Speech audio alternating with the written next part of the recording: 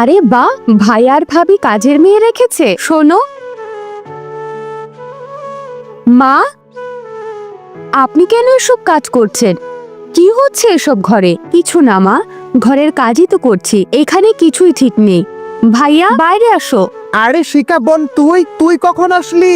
আমার মনে হয় আমি ঠিক টাইমে এসেছি। আপনি এটা বলুন, কি চলছে ঘরে এসব? আপনি মাকে দিয়ে কাজ করাচ্ছেন? কি অবস্থা হয়েছে মা? কি থেকে কি হয়ে গেছে? আরে মা, একটা স্যুট আয়রন করতে বলেছিলাম।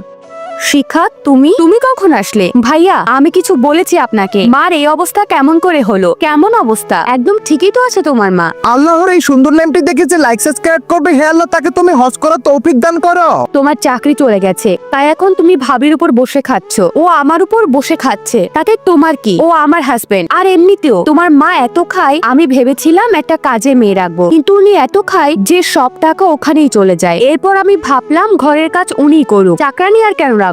ভাবি, আমার মনে হয় আপনার বাবা মা মারা গেছে। নিখিল, তোমার বোনকে বোঝাও, আমার বাবা মার সম্পর্কে এমন বললে কিন্তু আমি ওর জবান ছিঁড়ে ফেলবো। আপনার বাবা মার সম্পর্কে বললাম, আপনার খারাপ লাগছে? এখন আপনি বলুন, আপনি যে আমার মার সঙ্গে এমন করছেন, তখন আমি কি করব? আমি আপনার নামে মামলা করব।